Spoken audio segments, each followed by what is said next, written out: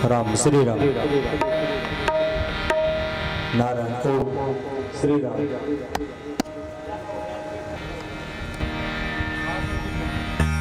राम श्री राम।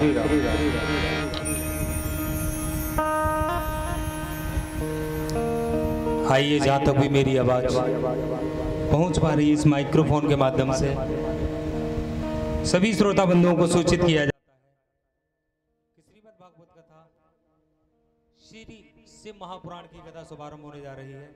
अतः सभी भक्तजन अपने अपने कार्यों से निवृत्त होकर कथा स्थल में आकर अमृतमयी कथा का रसोस्वादन करें और अपने जीवन को धन्य बनाएं। आइए, उससे पहले प्रभु कथा के परम श्रोता श्री हनुमान जी महाराज को उनके पवित्र चालीसा के माध्यम से वंदन करेंगे।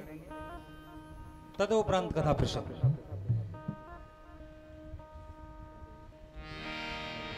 राम श्री राम। बोलिए हनुमान जी महाराज की जय। बोलिए व्यास जी महाराज की जय।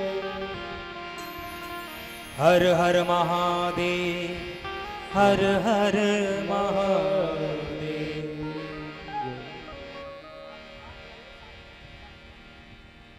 हेरे नाम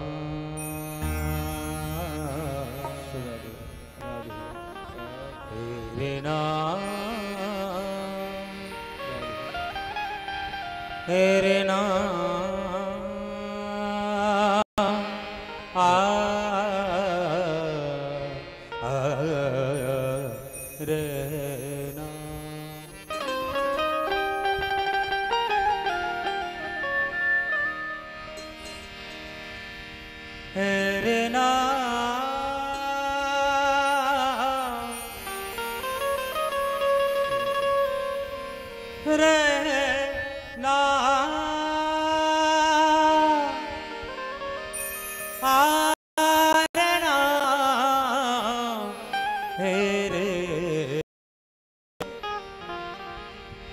नाम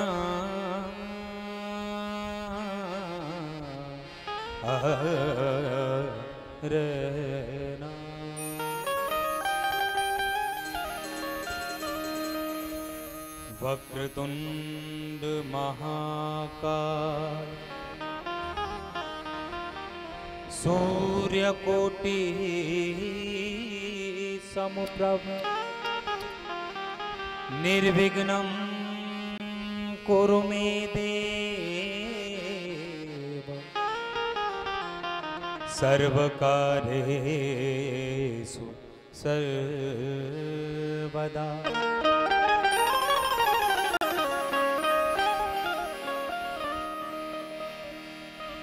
राम नाम जाने जो रमता सकल जहां, घट घट में जो रम रहा उसे राम उसे राम पहचान।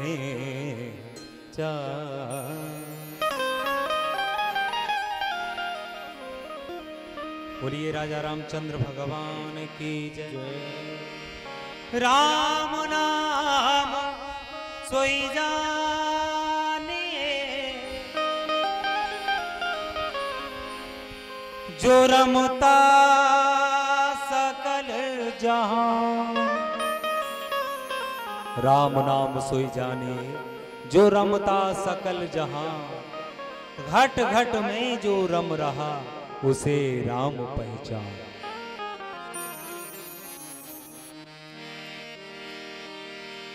लाल दे लाली लसे अरुधर लाल लंबू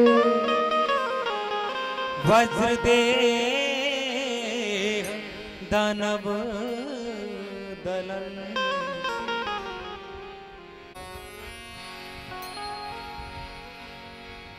श्री शिव शंकर भगवान की है आरती,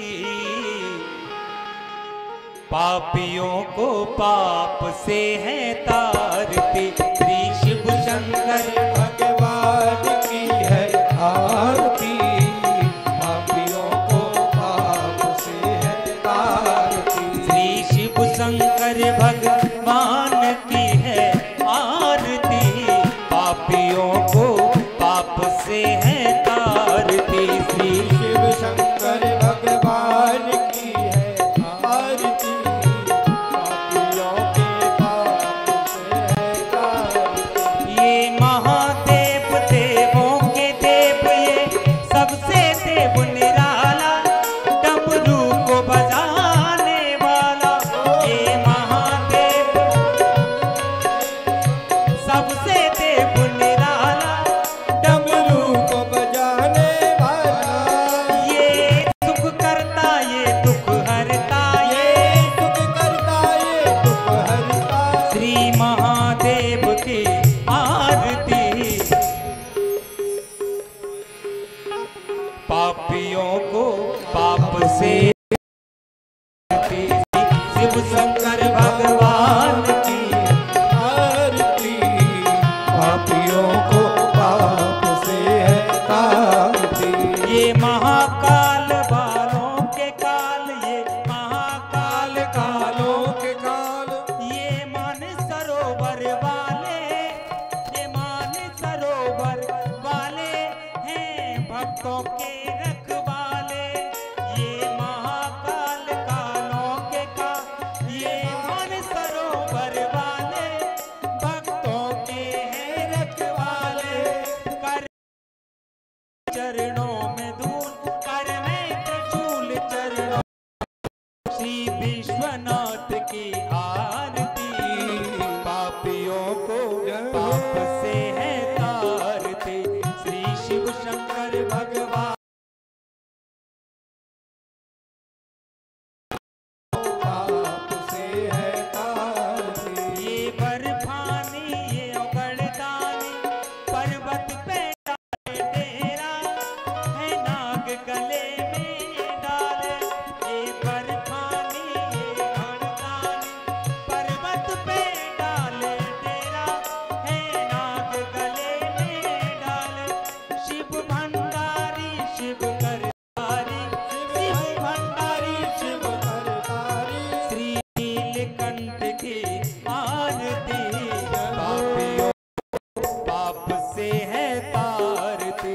श्री शिव शंकर भगवान की है आरती, पापियों को पाप से है तारती। श्री शिव शंकर, श्री शिव शंकर भगवान की है आरती, पापियों को पाप से है तारती। श्री शिव शंकर भगवान की है आरती, पापियों को पाप से है तारती। श्री शिव शंकर भगवान की है आरती, पापियों को पाप से है तारती, पापियों को पाप से है तारती, पापियों को पाप से है तारती। दिव्य और भव्य पुराण। हे हे सूत महाप्राज्ञ, सर्वज्ञ सिद्धिवान्वित प्रभो, आख्याहि मे कथा सारं पुराणानां विशेषतः।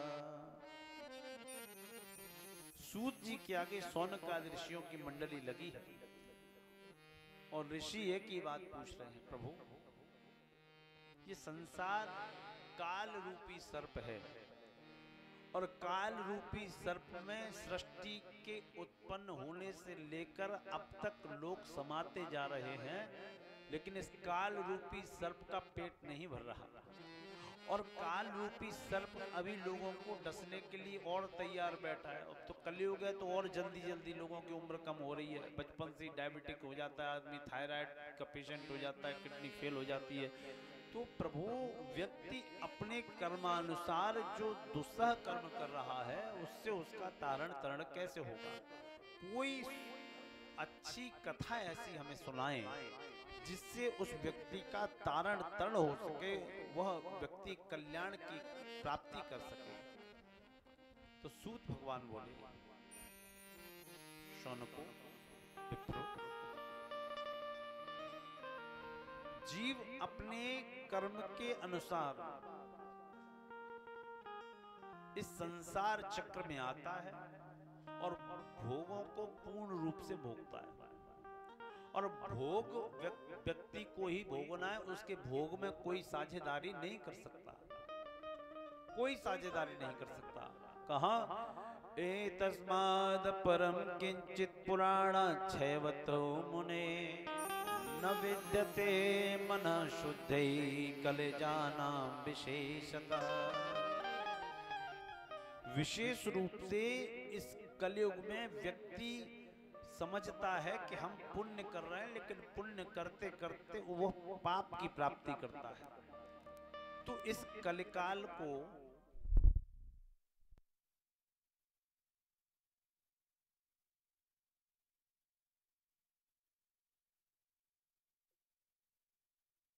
में विष्णु जी को माना गया, देवी पुराण में देवी जी को, तो शिव पुराण को क्यों माना गया?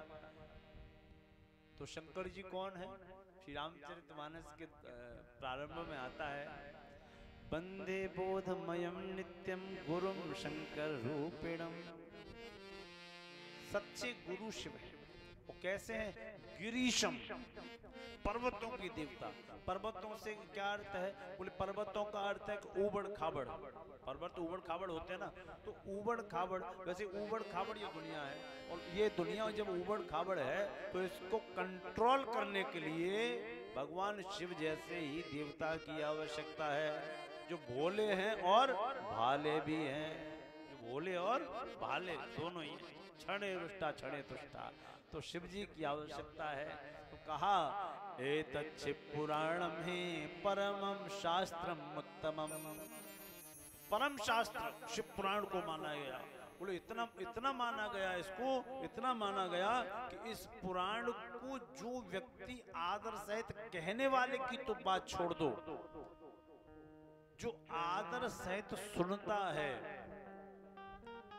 पूर्ण मनोभाव से सुनता है, या पाठ करना जानता हो तो पाठ करता है, उस व्यक्ति के चरणों की धूल को ब्रह्म के समान समझना चाहिए। ऐसा शिव पुराण के अंतर्गत आया।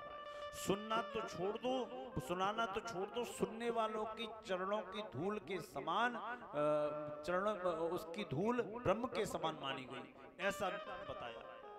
तो शिव पुराण सुनने की महिमा है ये, कहने और पाठ करने की तो आप बात ही छोड़ दें। तो कहा कि जो लोग एक मुहूर्त, उससे भी आधा, उससे भी आधा और उससे भी आधा अगर शिव पुराण को देते हैं, वो व्यक्ति कभी रौरव नरक में नहीं पड़ते। शिव महापुराण का ये दिव्य भव्य प्रभाव, शिव महापुराण का प्रभाव। एको अजगरस्यादै पिबन्नेवामृतं पुमान् शंभो कथामृतं कुर्यात् कुलमेवा जरामरा। कहने का भाव, अमृत पान अगर करने को मिल जाए से इंद्र अमृत ला दे तो उससे तो आपका कल्याण होगा, लेकिन शिव पुराण सुनने के बाद आपकी 21 पीढ़ियों का कल्याण होगा। यह शिव पुराण की महिमा है। बोलिए शंकर भगवान की जय। शिव पुराण में 24,000 श्लोक है, भागवत जी में 18,000 है। शिव पुराण में 24,000 श्लोक, वो भी छोटा किया गया इसको। पहले समस्त शास्त्रों को, पुराणों को, ग्रंथों को, वेदों को एकत्रित किया गया और शिव जी ने जब उनको प्रतिपादित किया, उनको लिखा, तो 1 करोड़ से अधिक श्लोक मंत्र थे। फिर और छोटा किया गया, फिर लाखों के हिसाब से बचे। फिर इनको बांटा गया, ये पद्म पुराण, ये लिंग पुराण, ये शिव पुराण, ये देवी भागवत, ये श्रीमद् भागवत महापुराण। फिर उसमें श्लोकों की संख्या कम हुई तो इसमें फिर 24,000 श्लोक बचे। ऐसा दिव्य या भव्य शिव पुराण। और कहा कि शिव पुराण, अभी क्या बताया था, सुनने वाले को, उसके दर्शन को अगर कोई कर ले, उसके चरणों की धूल भी कोई कर ले तो उसके चरणों की धूल को ब्रह्म के समान समझना चाहिए। और ये भी ना कर पाए, इसको भी हटाओ, तो क्या करे, केवल शिव पुराण पर गंधाक्षत पुष्प से भगवान शिव का केवल पंचाक्षरी मंत्र बोल के, ओम नमः शिवाय यह बोल के, उस पर बिलपत्र गंधाक्षत पुष्प अर्पित करके मस्तक रख के प्रणाम कर लेता है। उसका वंदन करना भी भगवान शिव के वंदन स्वरूप माना गया। ऐसा ये दिव्य पुराण है, इसको हम नमस्कार करते हैं। इतनी शिव पुराण की महिमा, बोले हाँ, तो हम कैसे विश्वास करें, कोई उदाहरण देंगे आप? तो कहा बिल्कुल, एक प्राचीन कथा सुनाता हूं। अत्रैवोदहरान्तिम इतिहासमं पुरातनम यस्यै श्रवण मात्रेण पाप हानिर्भवत्यलम। कहा अत्रैव देहांतरम, मैं अत्यंत प्राचीन इतिहास कहता हूं, उसको आप सुनो। क्या इतिहास है? एक पहले की बात है, पुराने समय के किरात नगर में एक ब्राह्मण रहता था जो अज्ञानी था, मूर्ख था, दुष्ट था, मदिरापान करता था और अपना कर्म नहीं, वेदांग की शिक्षा न लेता था न देता था। तो क्या करता था, वो केवल रस बेच के काम चलाता था, रस बेचता था। दूसरा उसका काम क्या था कि जो उस पे विश्वास करे उसी की ठगई करता था। कहते ना विश्वासघात करना। जो व्यक्ति, इस कथा से समझ में आएगा कि जो जीव किसी के साथ विश्वासघात करता है उसकी अधोगति होती है, अधोगति को प्राप्त होता है। अच्छा हाँ, तो रस बेचता था, अपने ही लोगों को ठगता था और ब्राह्मण क्षत्रिय वैश्य शूद्र जो भी उसका परिचित होता था, उसका कोई पूजनीय भी होता था, उससे भी वो झूठ बोलने से बाज नहीं आता था, ठगई करने से बाज नहीं आता था। किलो का 900 ग्राम तौलता था, खेतों में जाके मेढ़े काटा करता था और ब्याज का नंबर आए तो सबसे बड़ी ब्याज भी लेता था। इतना बड़ा दुष्ट था, इतना बड़ा दुष्ट। एक दिन की बात है, क्या वैश्याम शोभावतीम नाम दृष्ट्वा तत्र तिन्वितम।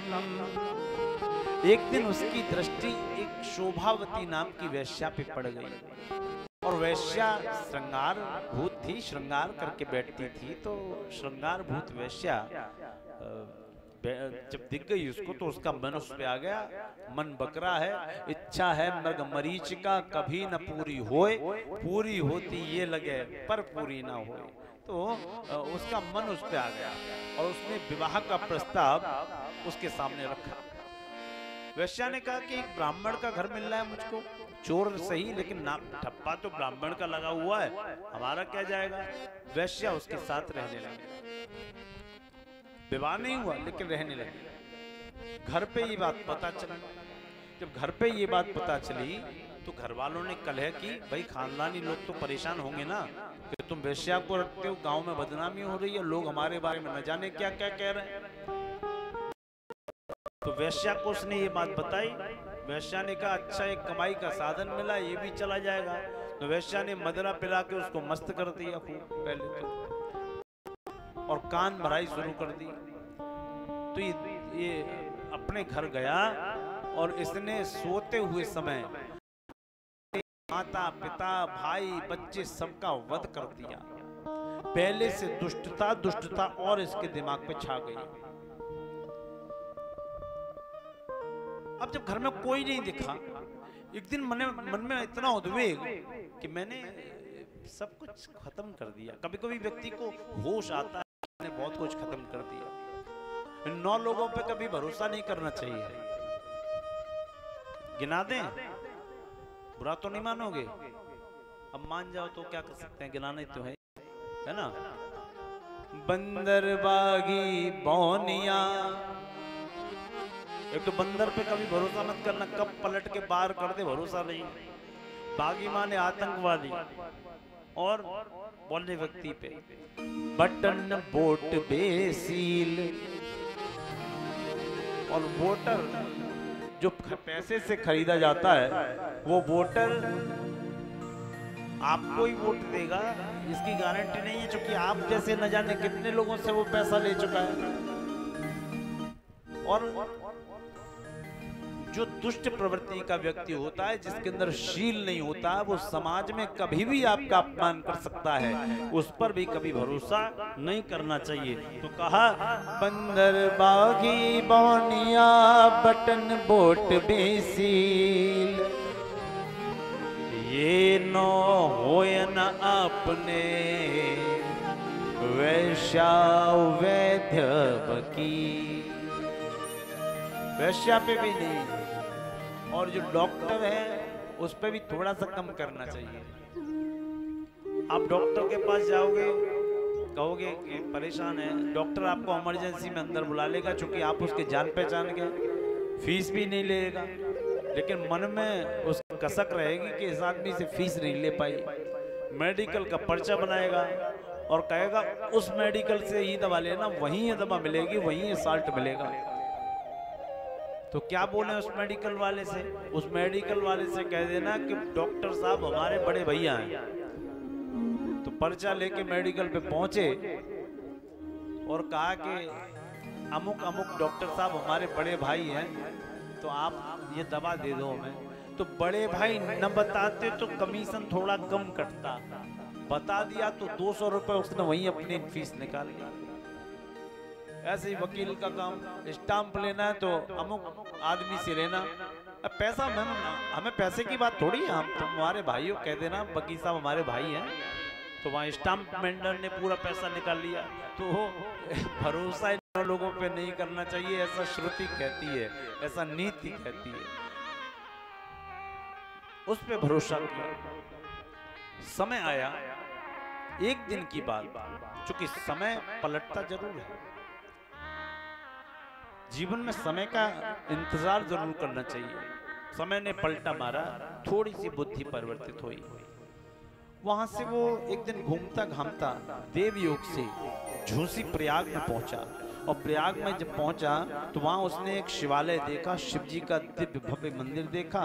बहुत से साधु महात्मा वहां बैठे प्रवचन कर रहे थे, शिव पुराण की कथा सुन रहे थे। देवराज उस शिवालय में प्रवेश कर गया और मति पता नहीं कैसे बदल गई, उसने शिव जी को प्रणाम कर लिया। और वहां उसे बहुत जोर से बुखार आया, बहुत जोर से बुखार आया, और लोगों ने उसकी व्यवस्था की। नहीं बनी व्यवस्था, भाइयों का असर नहीं हुआ। देवराज समासंते ज्वरे बड़ा पीड़ितेन मृतः। 1 महीने में बुखार से वह तिल मिलाने लगा। जिस व्यक्ति को 1 महीने बुखार आए लगातार कड़कता हुआ, तो उस व्यक्ति की हालत क्या होगी? तड़पने लगा, किस बुखार से मेरी रक्षा कैसे हो? नहीं हो पाई। अंतकाल में मृत्यु को प्राप्त हुआ और यमराज के दूत वहां आ गए, और यमराज के दूतों ने उसको फंदों में बांधा और ले जाने की तैयारी कर रहे हैं। यमदूत वैसे होते हैं बहुत काले काले से, मोटे मोटे से दांत निकले होते हैं, हाथ में लोहे का दंड होता है। देखा है किसी ने यमदूतों को? देखा किसी ने? हमने भी नहीं देखा। किसी को दिखे तो बता जरूर देना, क्योंकि हम कथा में बोल दिया करेंगे ना। देखा हमने भी नहीं यमदूतों को।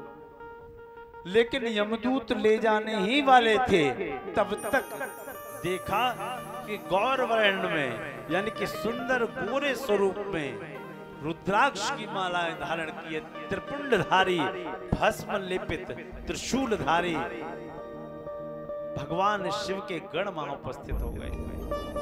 उन्होंने यमदूतों को पीटा, पीट पीट के उनका बेहाल कर दिया। जब उनकी पुकार यमराज तक पहुंची तो यमराज भी वहां आए। यमराज भी वहां आए तो यमराज ने उन दूतों को देखा, दिव्य दृष्टि से देखा तो यमराज समझ गए कि कालों के काल महाकाल के दरबार के दूत हैं। यमराज ने अपने मस्तिष्क झुका के उनको प्रणाम किया है। मस्तक पर शोभित था त्रिपुंड और कंठ भी था रुद्राक्षों का। सुंदर भस्म का त्रिपुंड था और रुद्राक्ष की दिव्य मालाएं थी। ये देखकर यमराज ने प्रणाम किया और अपने ही लोगों को कहा कि चलो, यहाँ हमारा काम नहीं है। बोले क्यों? बोले ये बात तो इनसे पूछनी पड़ेगी। तो यमराज ने कहा कि इसने जीवन भर अनैतिक कार्य किए और आप इसको भगवान शिव के कैलाश में क्यों ले जाना चाहते हैं? इसकी जगह तो नरक में भी नहीं है, नरक में भी इसके लिए जगह ढूंढनी पड़ेगी।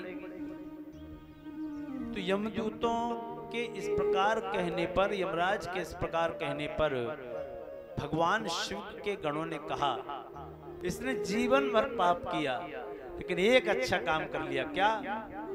कि इस युग में इसने शिव महापुराण की दिव्य कथा 1 महीने तक सुनी है, वो भी चढ़े हुए बुखार में, चढ़े हुए ज्वर में, और वो श्लोक इसके अंदर प्रवेश कर गए हैं। उन श्लोकों की प्रधानता इतनी रही कि उन श्लोकों की वजह से हमको खिंच के यहाँ आना पड़ा।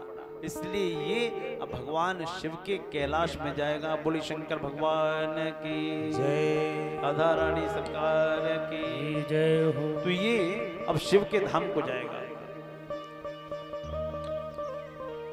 ये भगवान शिव की महिमा। ये अभी तो सावन चल रहा है दिव्य। शिव शंकर को जिसने, आइए सुनते, बड़ा दिव्य भजन है, सुनते हैं इसको। आइए बोलिए भोले बाबा की जय। शिव शंकर को जिसने पूजा उसका ही उद्धार हुआ। शिव शंकर को जिसने पूजा उसका ही उद्धार हुआ। अंत को भव सागर में उसका बेड़ा पार हुआ। शंकर को जिसने पूजा उसका ही उद्धार हुआ। शिव शंकर को जिसने पूजा उसका ही उद्धार हुआ। अंत काल में भव सागर में उसका बेड़ा पार हुआ। भोले शंकर की पूजा करो, ध्यान चरणों में इसके धरो।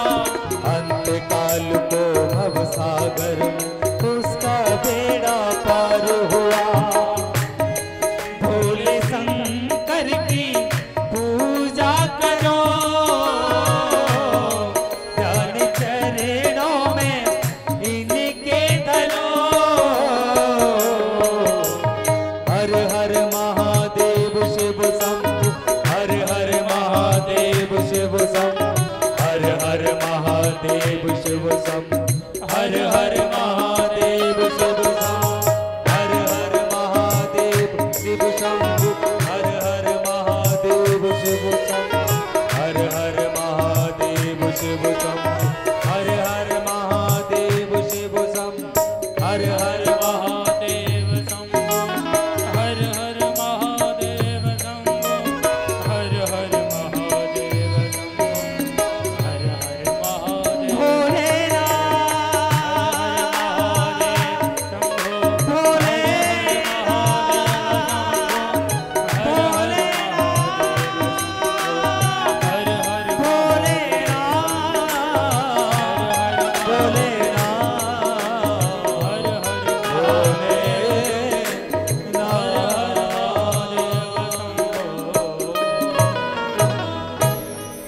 बोलिए भक्तवत्सल भगवान की जय हो।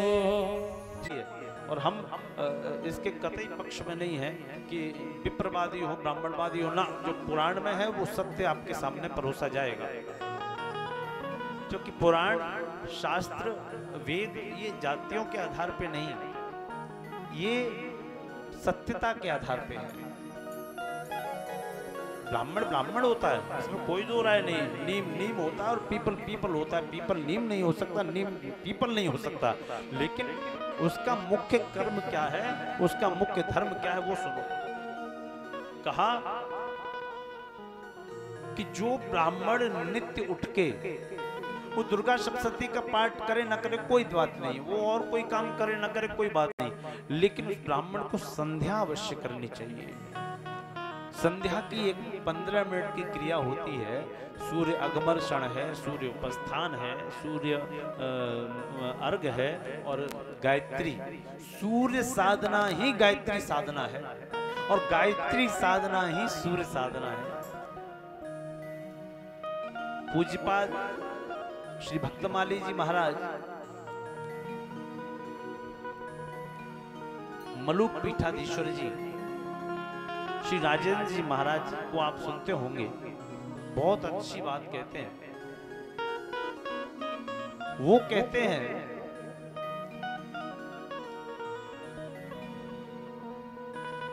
कि गायत्री मंत्र को कभी चिल्ला के नहीं बोलना चाहिए, मौन रह के बोलना चाहिए। गायत्री मंत्र को कभी जोर जोर से नहीं बोलना चाहिए, मानसिक उसका जप करना चाहिए। और गायत्री मंत्र का जप भी तब करे जब गायत्री दीक्षा हो, यज्ञोपवीत संस्कार हो जाए, तब गायत्री का जप होता है। बिना यज्ञोपवीत संस्कार के गायत्री जप नहीं होता, और वही संध्या है प्यारे।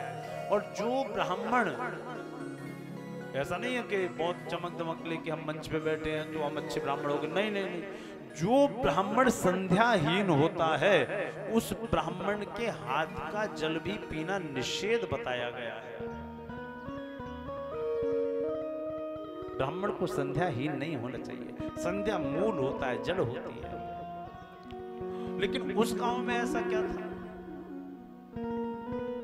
उस गांव में ये था कि वो ब्राह्मण किसानी करते थे, खेत काटते थे, खेतों में पड़े रहते थे, लेकिन स्नान ध्यान अर्चन वंदन उनसे उनका कोई दूर दूर तक लेना देना नहीं था। उन्हीं में एक बिंदुक नाम का ब्राह्मण था, और जिस गांव के ब्राह्मण इतने दुष्ट थे तो उसमें क्षत्रिय वैश्य शूद्रों की तो कल्पना ही क्या करें।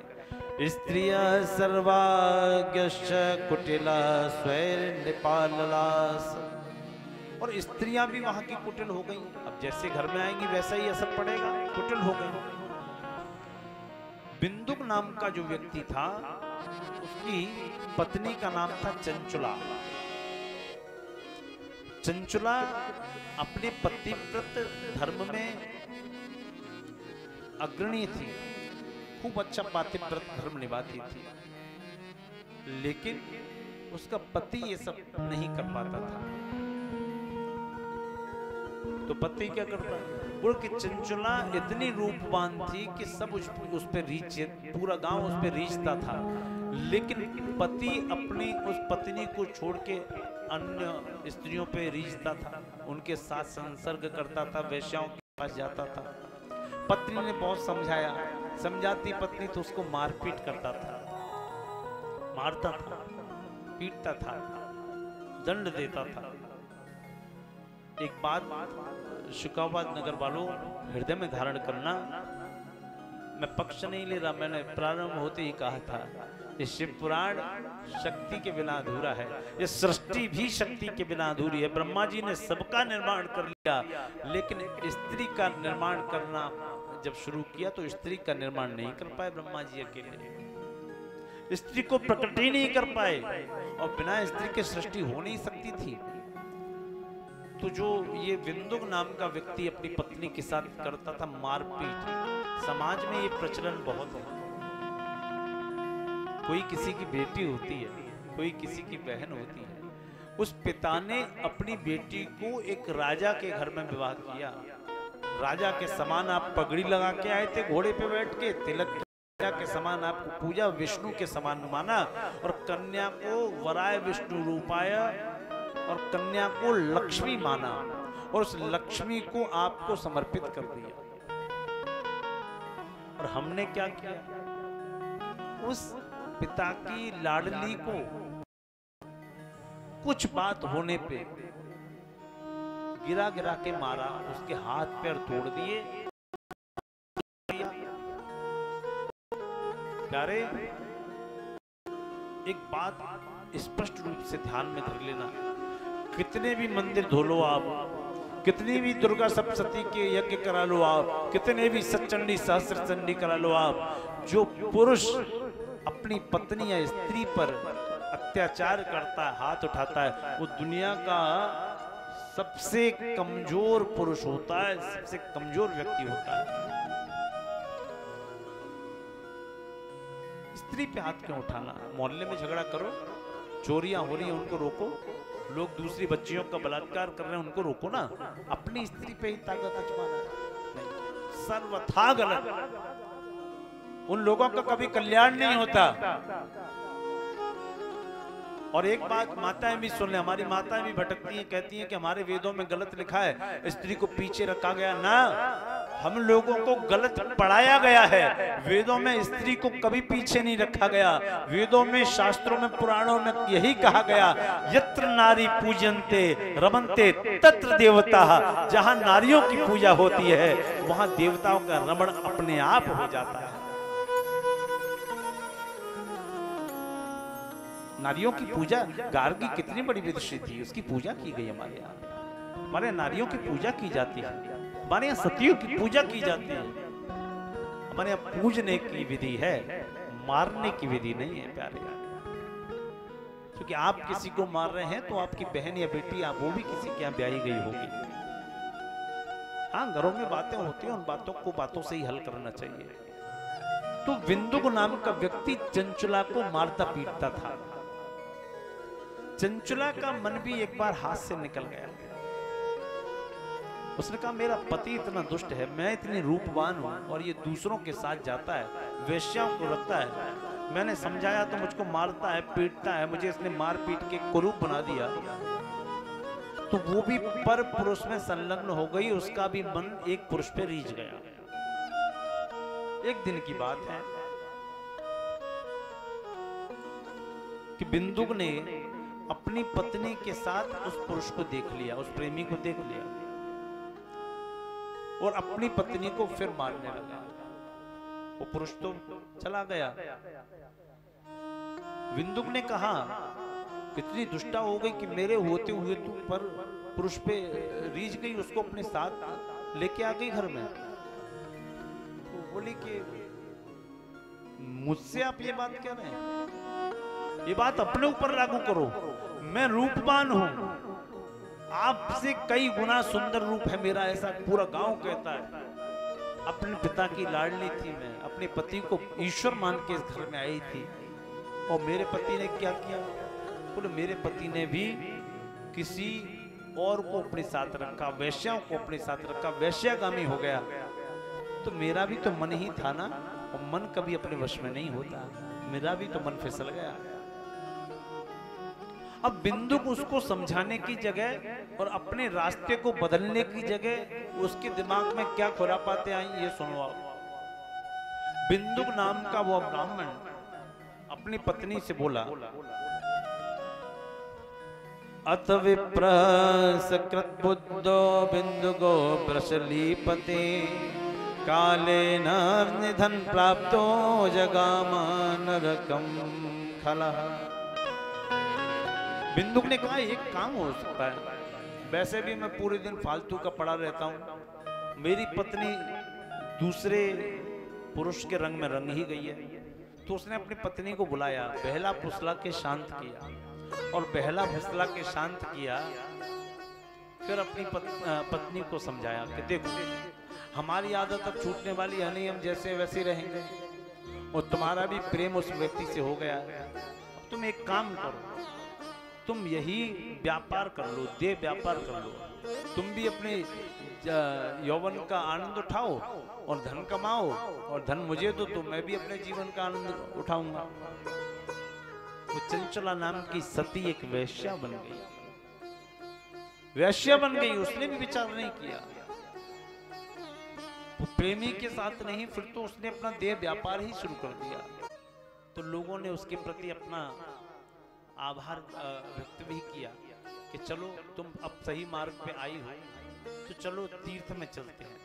तीर्थराज प्रयाग में पहुंचे, वहां शिव पुराण की दिव्य भव्य कथा हो रही थी। श्री शिव महापुराण की कथा को ब्राह्मण देवता वाचन कर रहे थे, वो सुनने लगी। सुपत्नी चंचुला नामा नित्यं सुधर्मिणी। शिव महापुराण की कथा सुनने लगी। योषिताम्रजार सक्ता नाम नरके यम किंकिरा संतप्त लोह परिगम क्षिप्यन्ति स्म मंदिरा, क्षिप्यन्ति स्म मंदिरा। एक उस कथा में बिंदु आया, वो चंचुला के कान में पड़ गया, और उस बिंदु ने, उस शब्द ने चंचुला को चैन से नहीं बैठने दिया। उस बिंदु में क्या था?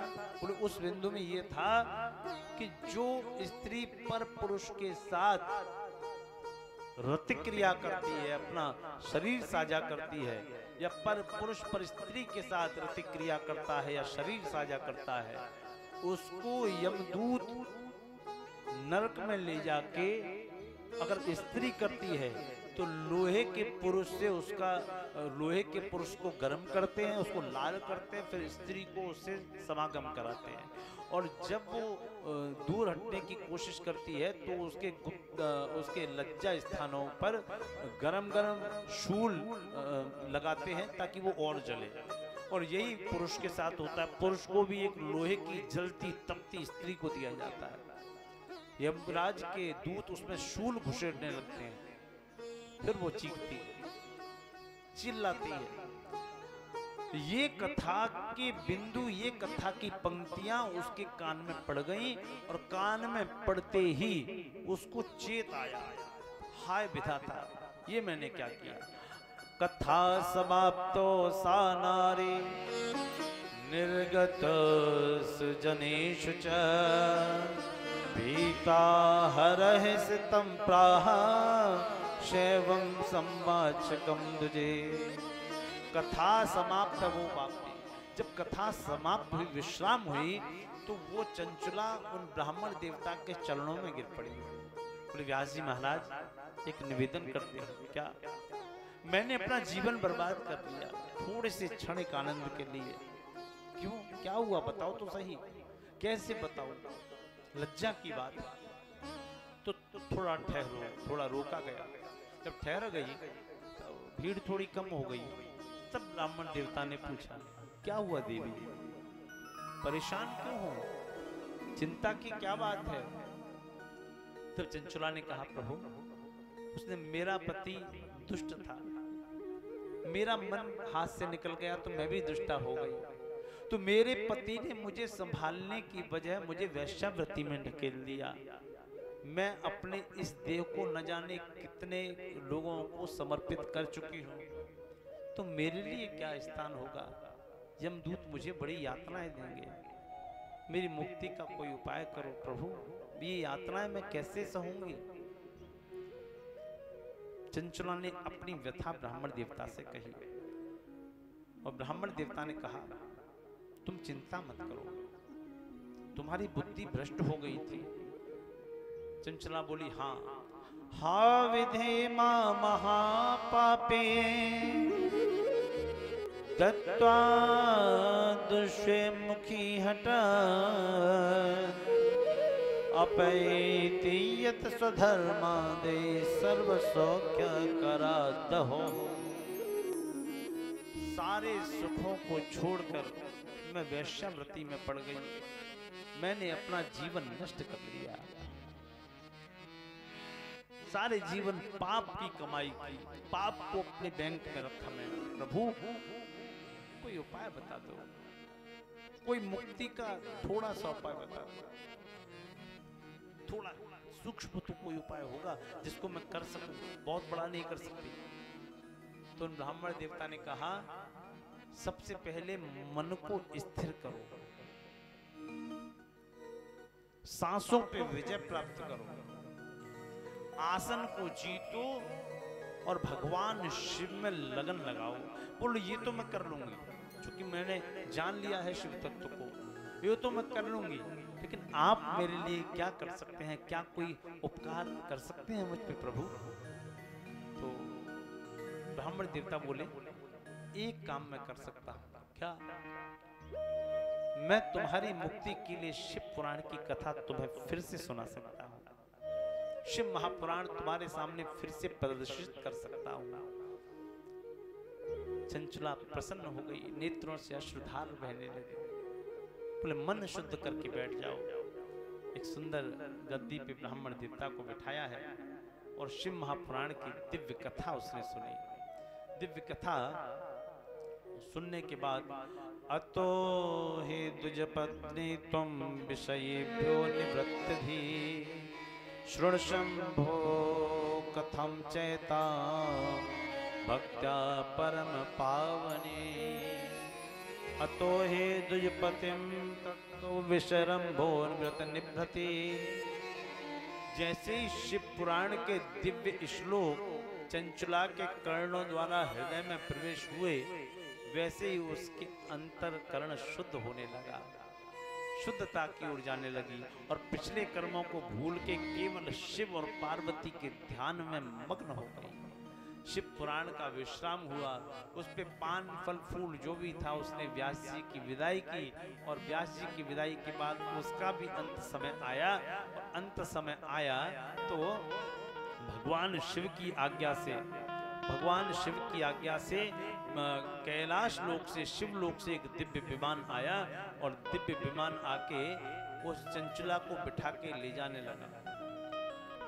कैलाश पे उसको स्थापित कर दिया।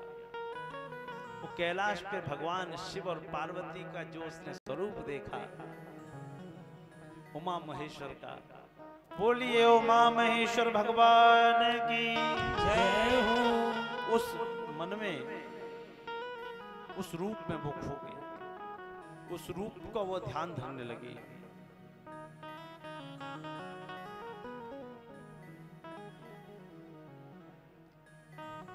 आप लोगों से एक निवेदन है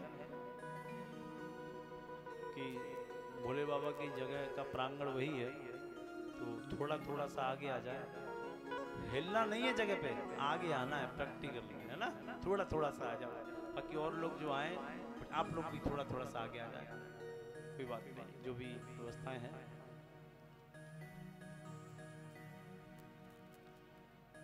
निवेदन करने लगी, तेरे दर पे आने को। एक मिनट पहले सब लोग बोलेंगे, मेरे साथ बोलेंगे,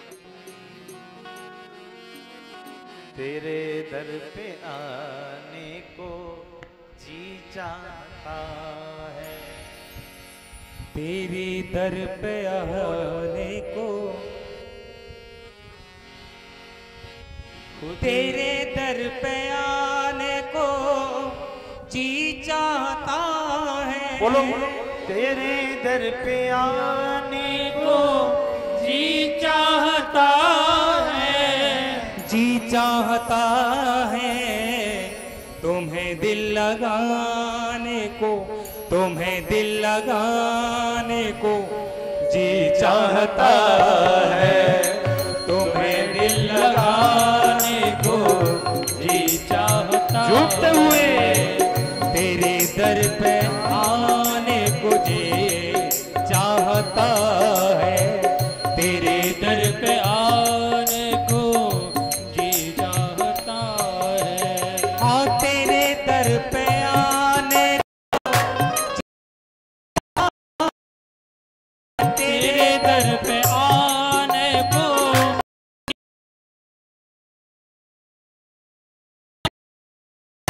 आने को जी चाहता है, तेरे दर पे आने को जी चाहता है, जी चाहता है तुम्हें दिल लगाने को, तुम्हें दिल लगाने को जी चाहता है, तुम्हें दिल लगाने को जी चाहता है।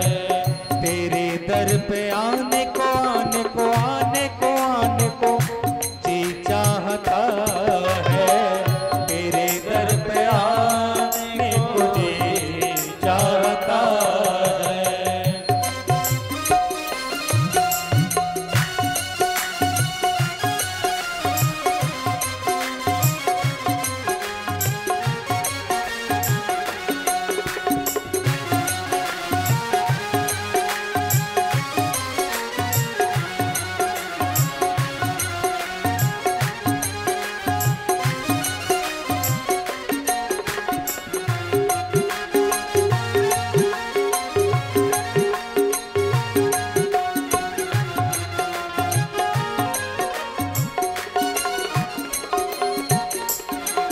सुना सबके दुख गम मिटाते हो भोले, सुना सबके दुख दर्द मिटाते हो भोले, सुना सबके दुख गम मिटाते हो भोले, सुना सबके दुख दर्द मिटाते हो भोले, मिटाते हो भोले, सुना सबके दुख गम मिटाते हो भोले।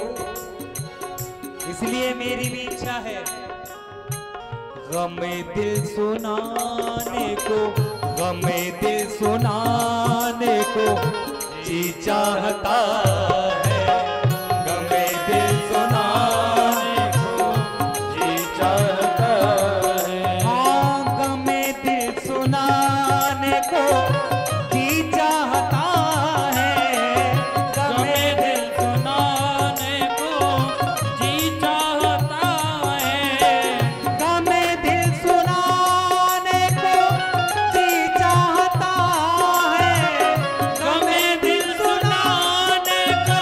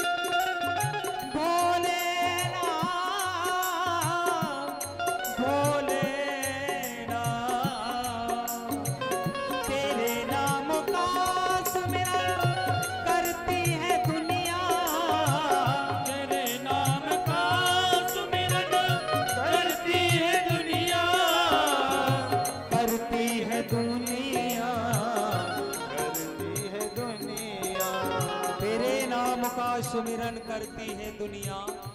हे भोले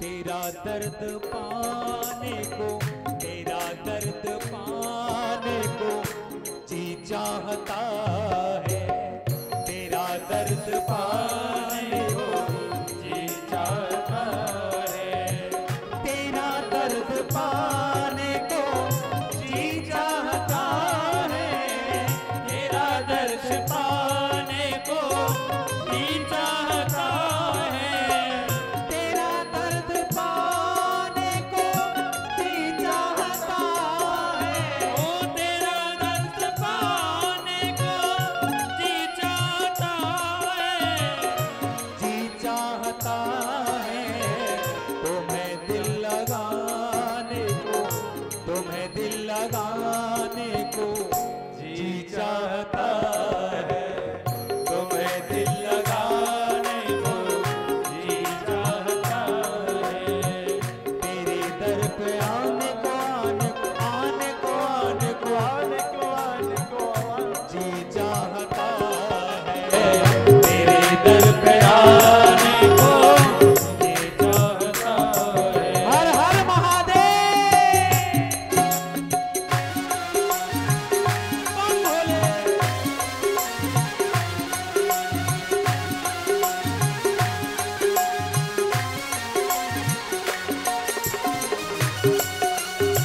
एक बार जोर से बोलो हर हर महादेव।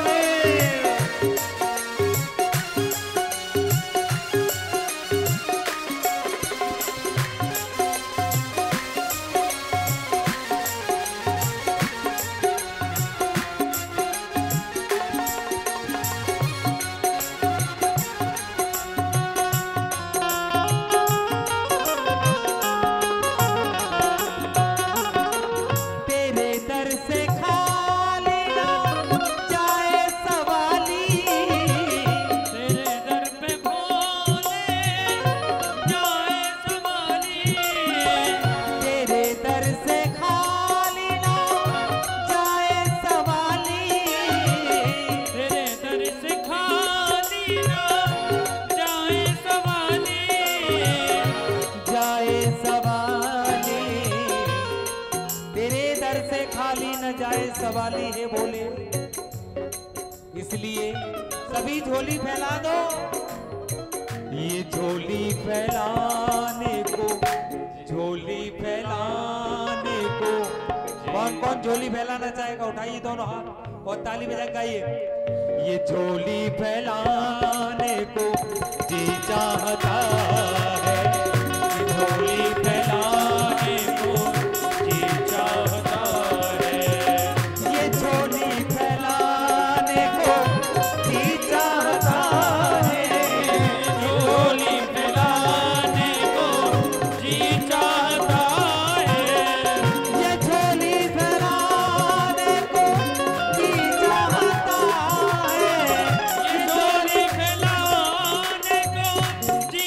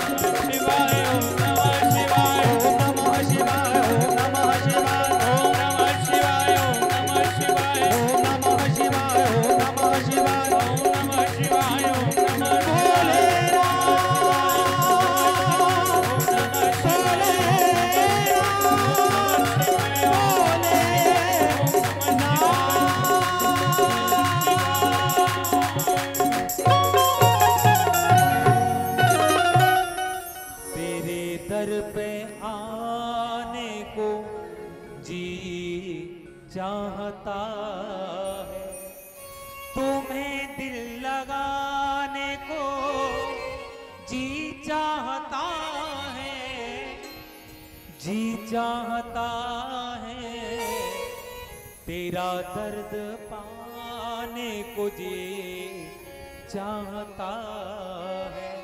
बोलिए भोले बाबा की जय, हर हर महादेव।